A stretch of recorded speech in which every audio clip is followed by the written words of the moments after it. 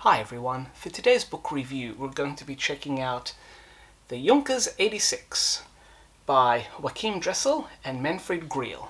This particular book was published by Schiffer and it dates from 1998.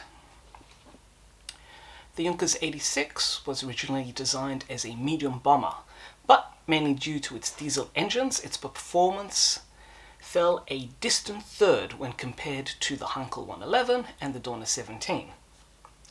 As a bomber, it was used in the Spanish Civil War, and it was exported to other countries.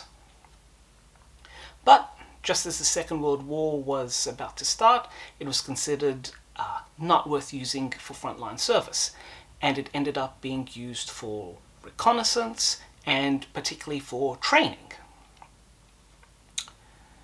However, the basic structure was adaptable, and an airline version of this plane was built and also successfully exported. South Africa received a model of the Junkers 86 that was convertible, could be used for both military and civilian purposes. And they ended up being used for both, ironically, for the Allied cause. It was also during the early years of the Second World War that a further adaptation to the Junkers 86 frame would lead to its final success, however brief. The engineers at Junkers were able to fuse a pressurized cockpit to the nose section of the Junkers 86, and they were able to create a high-altitude reconnaissance aircraft. And in this role, it succeeded. It was able, at least for the first half of the war, to fly at altitudes much higher than what intercepting fighter planes could reach. And for those of you who are interested in learning or just reading about how tough it was to fight at high altitudes during the Second World War, may I recommend this fascinating book, Combat in the Stratosphere, by Stephen Taylor. There are 2 chapters in here that detail just how perilously close fighters came to knocking out the Junkers 86, and then the battles they had once refined versions of Spitfires entered service and they were able to intercept the aircraft. But the book that we are looking at today, which is this one, covers the full history of this aircraft. Between 850 and 950 airframes were built, so it was available in substantial quantities and it did participate in the war. You can't call this a rare aircraft. This book is fully illustrated.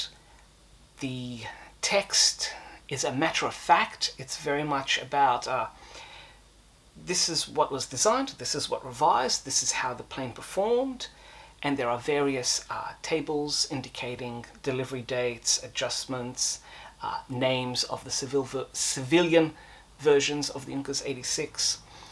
It's a very matter-of-fact book. You're not going to find colourful accounts of what it was like to fly it, maintain it. Again, for colour and accounts, check out this book. Apparently, it wasn't the most popular plane to fly because the diesel fumes tended to come in, and there are conflicting accounts about how easy it was to fly. Some say that it was best flown in a straight line, much like an airliner, whereas there are accounts, particularly from intercepting pilots, who said that when it was called for, it could perform some extreme measures. But again, this is probably an area that's worth exploring further. And while this book is fantastic for those of you who are completionists and who want information about some of the lesser known aircraft, to me this also serves as a great introduction to this aircraft because it served in such a wide variety of roles across a diverse array of air forces. You had Hungary, Romania, Chile, South Africa, in addition to the civilian versions. You had it as an airliner serving with airlines as well. So there's plenty there, and this book is more of a basic introduction to this aircraft. There are photos, and you can see them up here. The text is all in English. This is the English version. This book was originally published in German, but this book is purely in English. So it's a great primer and introduction. And should this book be republished, it would be fantastic if it were expanded further, if we could get diagrams, cutaways, so we can see the variants of the Junkers 86, particularly the pressurized reconnaissance version. More information about some of the fates of the civilian airliners, for example.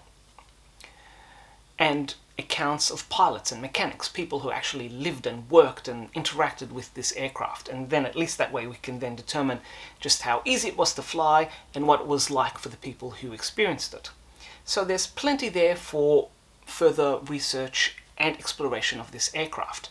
But as a great primer, you can't go wrong with this book. This is a 3 captain's hats for me. So if you love World War II aircraft, especially those who are lesser known, then this book offers plenty of information. This had an interesting career and definitely deserves to be a little more known. So do check it out.